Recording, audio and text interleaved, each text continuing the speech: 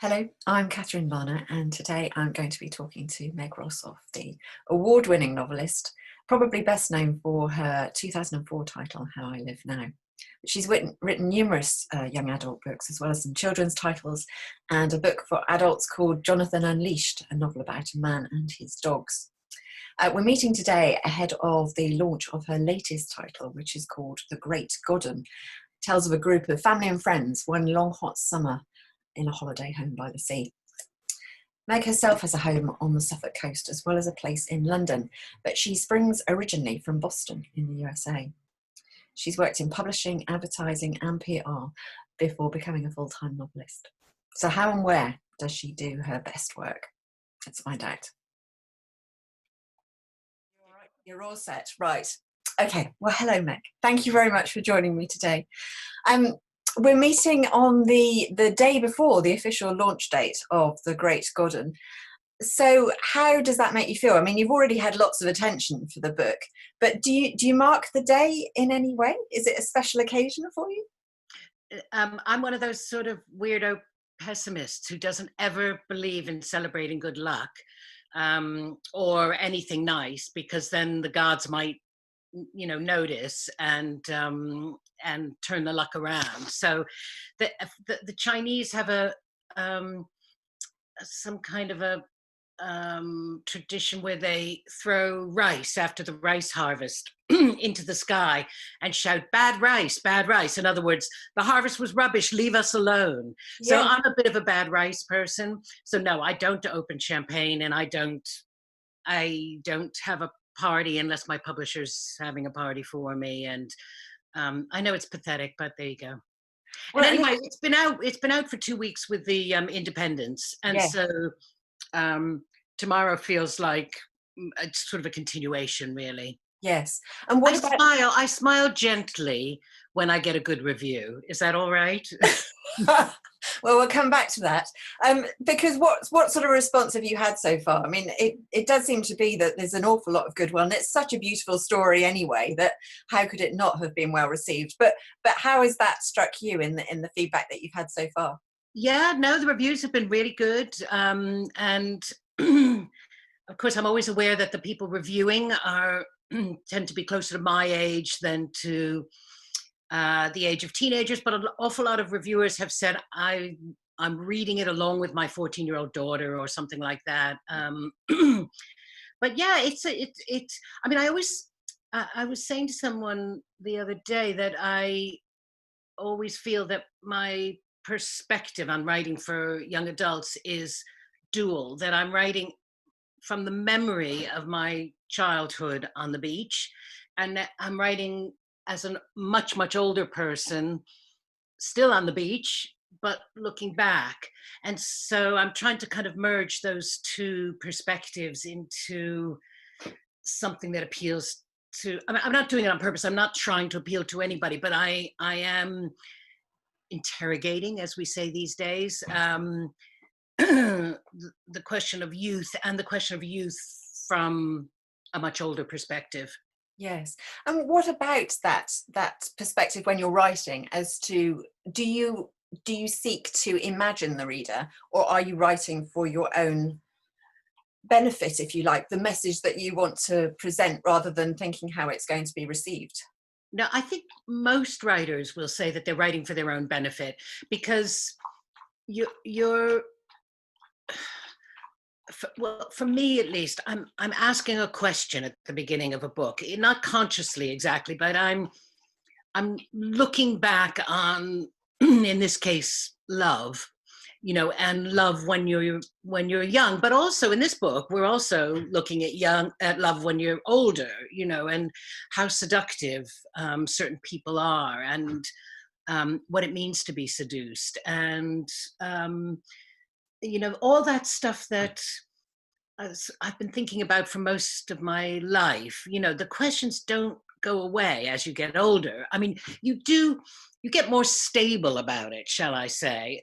Although, if I were to, go on Hinge tomorrow, God forbid, Mm. um, I would have probably exactly the same problems that I had when I was a teenager. You know, the same fear of rejection, the same fear of being the first to say something, the same curiosity about why am I attracted to that face and not to that other face. You know, it demands a lot of interrogation, and it takes a lot of interrogation.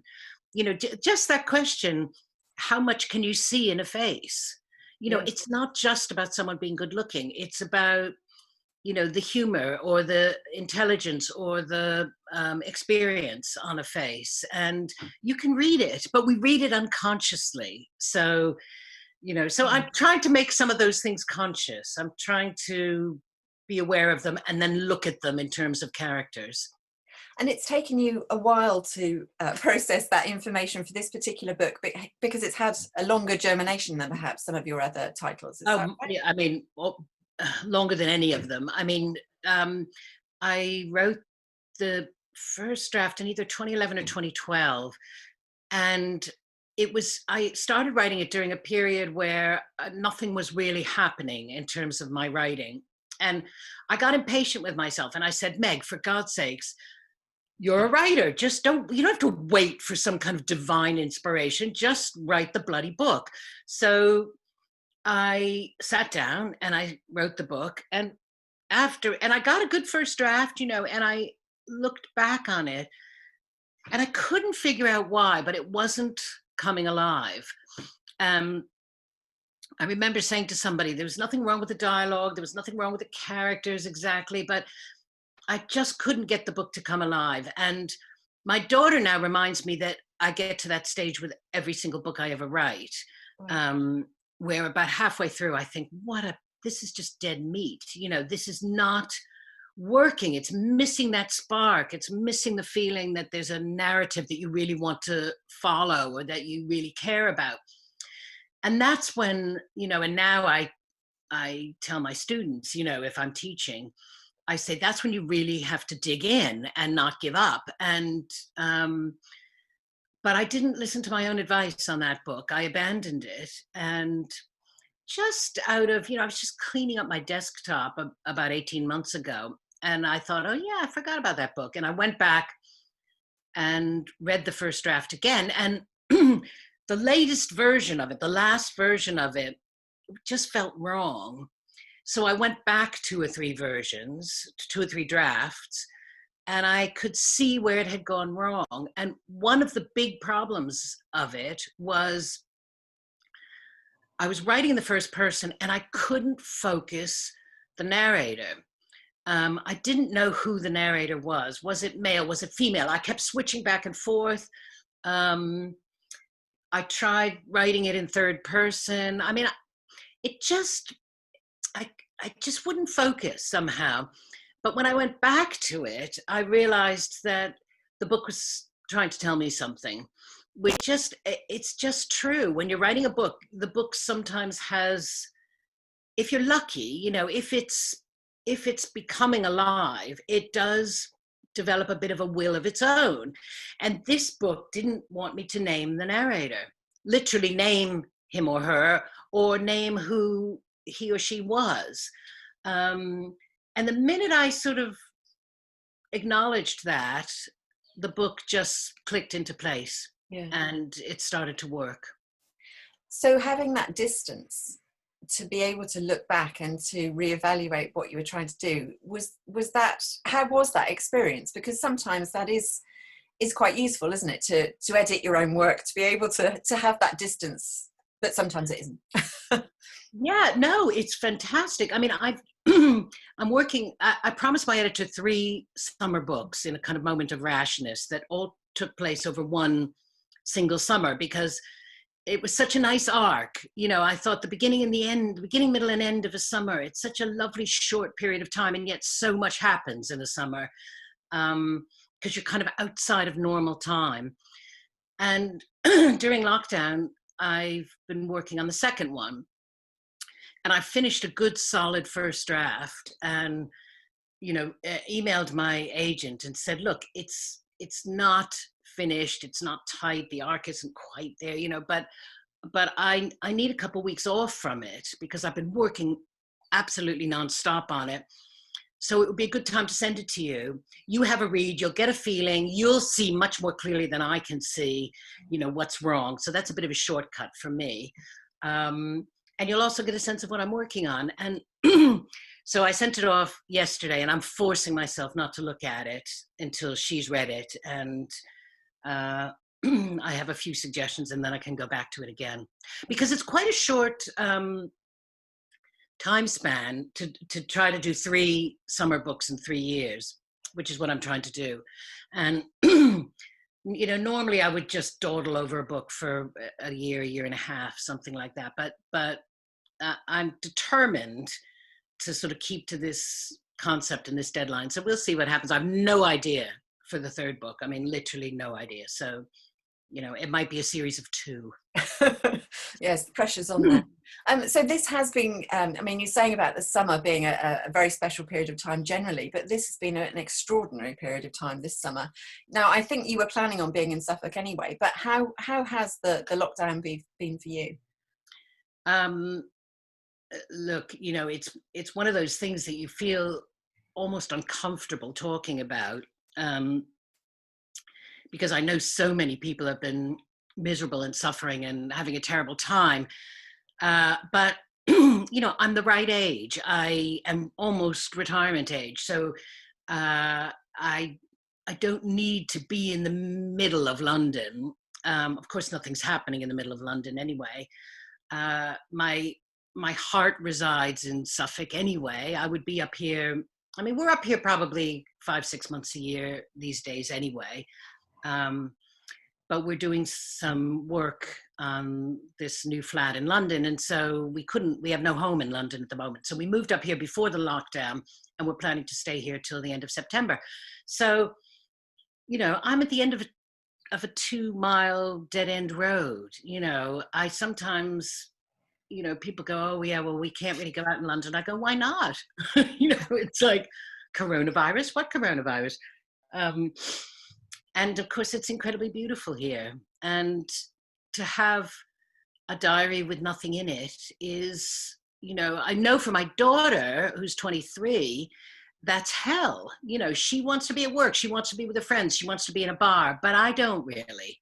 I've been with my friends in a bar for the last 50 years, and really I've had enough of the bar and the friends. And, they were saying on Radio Suffolk that, I don't know whose mistake it was, but I was talking to the researcher before we did the live bit, and I thought I said, I'm really enjoying being a hermit. And at the end he said, well, you can get on with being a hobbit now. And then when I was listening, Leslie Dolphin said, so I hear you're really enjoying being a hobbit. And I thought, a hobbit? I just sort of looked down to see if I have big hairy feet. But I mean, a hobbit, a hermit, whatever. I am pretty much enjoying it. I mean, it's just, if you have the luxury of not being too young and too thrusting and needing to be in the middle of stuff, this lockdown, for a writer, just couldn't be better. Yeah. So tell me about your working day then, as a writer. How would you normally set about embarking on your project for the day? And I hate to disappoint people, but it's pretty slipshod. I mean, I take the dogs out. In London, I take them out at 9. In Suffolk, because I can just open the door and let them go out and wander around, I take them out at 10. And my big dog now is very old and he doesn't want to walk far. So we don't walk very far anymore. And I come back and I feed them, and then I spend most of the morning, looking at sales online and thinking, God, I need a new pair of jeans and I haven't paid my car tax, and, all that kind of stuff.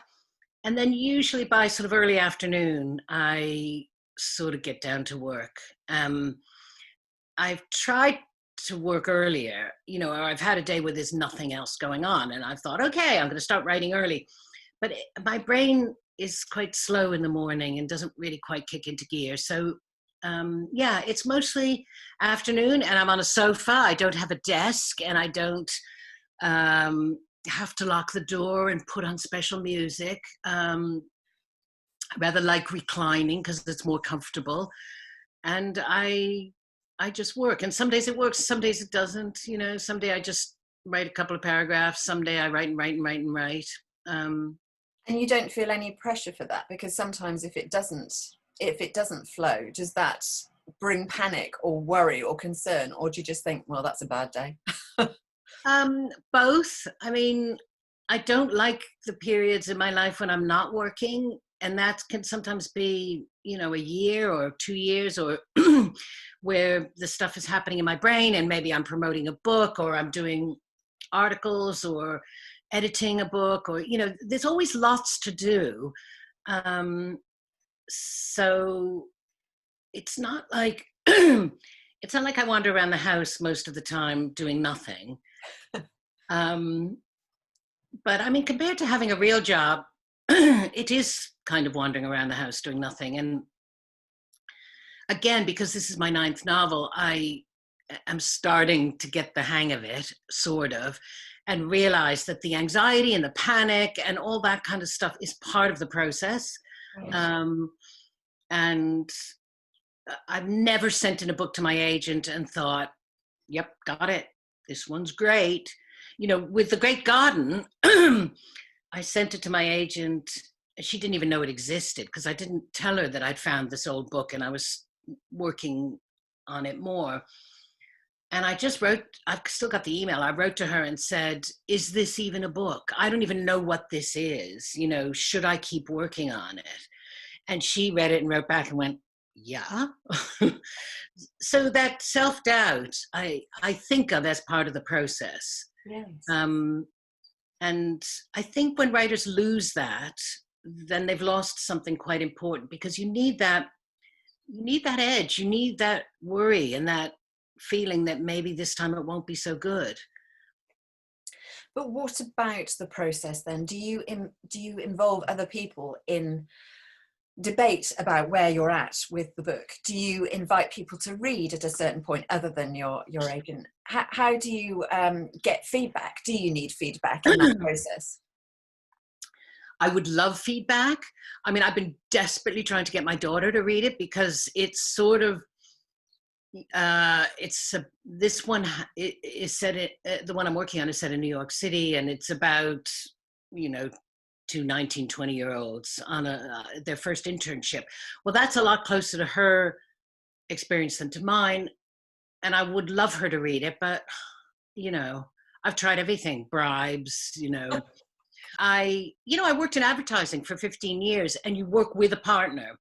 You know, it's always a writer and an art director, and I really loved that give and take. So I would love to have someone to send it to say, what's going wrong with this plot? But, you know, the fact is, if you hold your nerve and you work into it more and more, eventually you start to realize, you know, I'll wake up in the middle of the night and think, oh Christ, I've got to put more of that in, you know, just bits and pieces. And then I'll go back and, you know, it's like invisible weaving back into the plot. I mean, on one book, my agent said, I think you need to pull that character out a bit more. And that's the kind of advice I just love hearing, because I think, oh yeah, that would help. And probably eventually I would get there on my own, but it's just a longer process. My husband reads my books, you know, I mean, sometimes I listen to him, sometimes I don't. And what about getting other ideas? How invested are you in the one task? Do you find that you get distracted by thinking, oh, that might make a good novel, and wanting to go off on a tangent, or are you very immersed in the project at the time? I had an idea. It's funny you say that. I had an idea for a younger children's, sort of middle grade type series the other day, but I've now forgotten what it was. But it might come back to me. But it happened more when I was first starting to write, where about 2/3 of the way through the first book, I'd get an idea for the second book and I'd write the first chapter, which was great because then I would know where to go next. It doesn't so much happen now. The beginning and the coming up with the idea is is quite a difficult part for me. But obviously my brain at the moment is racing for the next book, and I'm having the ideas without being 100% conscious of having them. I remember hearing Hilary Mantel at the beginning of her Wolf Hall series talking and saying that she has a bunch of airplanes circling over her head all the time, and then she just points to one and calls it in. And I unfortunately don't have that going on, but I do, in a more subtle way, I think I do have ideas that are sort of circling in my brain. And, you know, and once this is kind of out of my hair, well, so my agent now won't read this draft for probably another, I probably won't hear from her for at least 10 days. And so now, once I go through all the photographs I swore that I would do when I finish the first draft, then I'll start pacing around thinking, okay, what's next, what's next, what's next? What do you mean, the photographs that you do?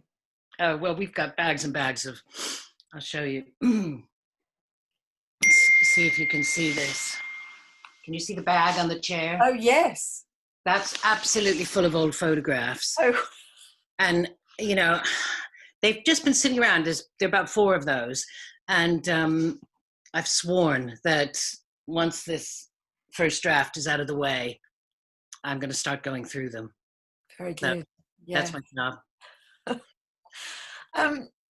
So you say that you've written 9 novels, and it's been a period of time. They've been hugely successful, very well received. How has your attitude to writing changed in that time? Do you think you've evolved in how you approach things? I mean, you said that you're getting more used to how you work yourself, but can you look back and see how it's changed at all?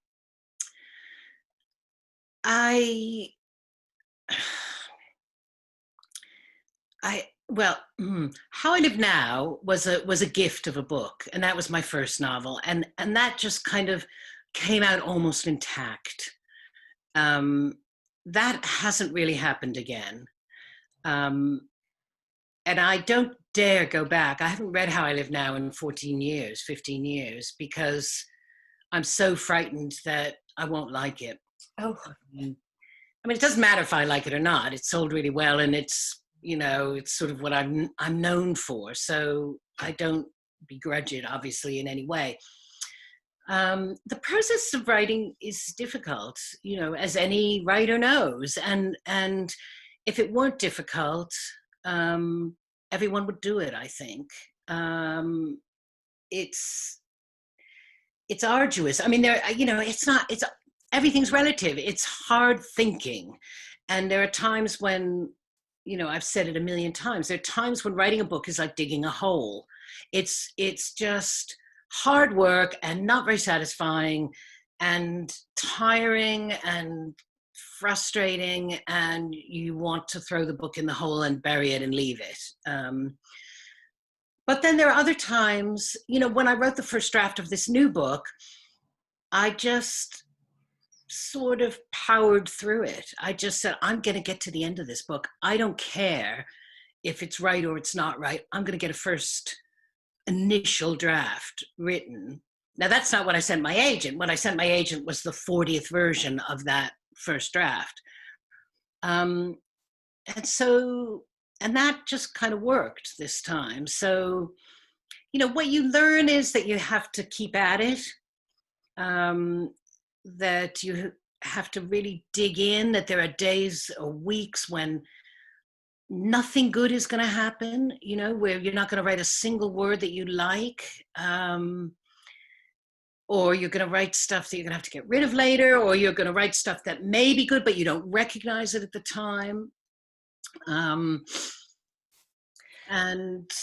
you do learn over time. I mean, I think you do learn over time that it will get there with hard work.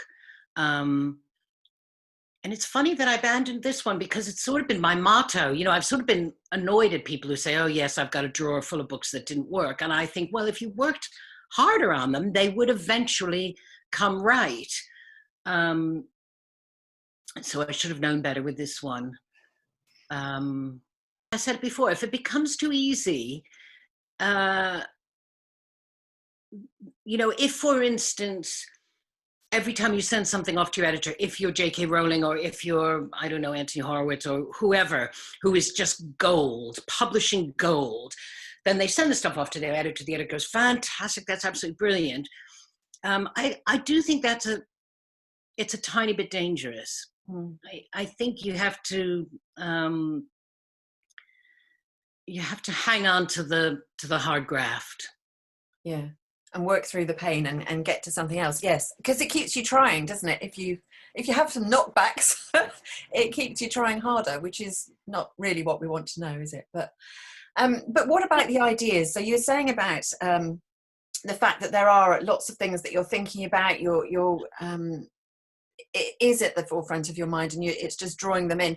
Do you make sure that you write down ideas when you get them, or are you thinking that it's all percolating and it'll come through when you need it? Well, yes, the latter. But as I just said to you, I had this great idea for a middle grade series, and I mean, I'm hoping that when you and I hang up from the Zoom call, it will come back to me. But I'd completely forgotten it until you mentioned it, and it did come to me in the night, and it is completely gone. Yes. Yes. So, I think we get all our best ideas at the night time anyway. Exactly. And half of them are terrible anyway. But I thought this one was quite a good idea. I should write things down more these days because I was riding horses very seriously for about 10 years, and I kept falling off and getting concussed. And my memory was never good to begin with. So I really should write things down more. I'm not one of those writers who carries a notebook. That's what I was going to ask. Yeah. So is it all on your laptop then? Everything that you write is always on the laptop? Yeah, I feel a bit scared saying that because my IT guy says you should replace your laptop. This is your career. You should replace it every 3 years. And this one I think is probably going on 5 years now. So yeah, my whole life is on this. God, don't listen. A couple of last things then. So you have had a tremendous reach to so many people and held in such high regard by your readers. So what has that meant to you to get such a positive response from your books? And I suppose I have to ask as well, how do you deal with any negative reviews, if and when you ever get them? Well, I get plenty of negative reviews on things like Goodreads and Amazon, and a lot of people saying, I don't know why everybody rates this writer. She doesn't even know how to punctuate. Or, people say she's a good writer, but her sentences are so short. And actually, the good thing about being subject to that year after year after year is you just sort of think, oh, well, I'm not going to make everyone happy. And I don't aspire to making everyone happy. I do occasionally think when I get a really sort of, 1-star review on Goodreads or something, I occasionally get a flash of thinking, well, I'm just going to have that person banned from ever buying my books ever again. But then that passes. There's no point in thinking you need to make everyone happy. You write a book and you hope it connects with some people, and it's not going to connect with everyone. So, and in fact, again, my daughter says, she says, I've never met anyone who cares less what other people think. But it's not really true. I do care a lot about what other people think, but I am resigned to recognizing that, sometimes it works, sometimes it doesn't, And you've mentioned that it is hard work. What can you pinpoint what it is that drives you, that keeps making you sit in front of that laptop and want to write? Why do you write? Well, it's I'm not married to a banker. I mean, I'm married to a painter, and I'm the main breadwinner of the family, and it's my career and it's my job. Part of it is just that if I don't write, no money comes in. So that's really quite important. And of course, the other side of that is, true of anyone who has a job they really like, is I'm happiest when I'm working, and when I'm working well. I mean, you know, my family doesn't much want to be around me when I'm pacing around thinking, oh my God, I've got to write another book. I've got to write another book. Whereas the minute I sort of start on something and it's going well, I'm delightful to be around. So, but I think that's true with anyone who likes their job. I think if you like your job, you're happiest working. Mm. And writing makes me happy. Getting it right, makes me happy. And, just one other thing about the Great Godden. A friend of mine was saying, God, it's so tight and it's so clean, and there's just nothing extra in it. And I just turned the pages and, wow. And I said, I can't tell you how much work goes into making it feel that effortless. Yeah. It's draft after draft after draft, taking out every extra word. Every time you feel a little ping of doubt when you read a sentence, I feel that reading it through once, and then I read through it again. If I feel the same ping of doubt, I know there's something wrong. Take it out, fix it, whatever. And so that, that absolute purity of a book, which is what I aspire to, for it to just read like it came off the top of my head, actually represents a huge amount of work. Yes. Excellent. Okay, well, I need to leave you to get on with it even more then. Well, probably sorting your Notes, the photographs today. Please talk to me for another 6 hours. No, it's been a pleasure. So thank you so much for your time. And it's lovely to see you, Catherine. Every success with this book and all the forthcoming books. Thank you very much. Thank you. Nice talking to you. Bye-bye. Bye-bye.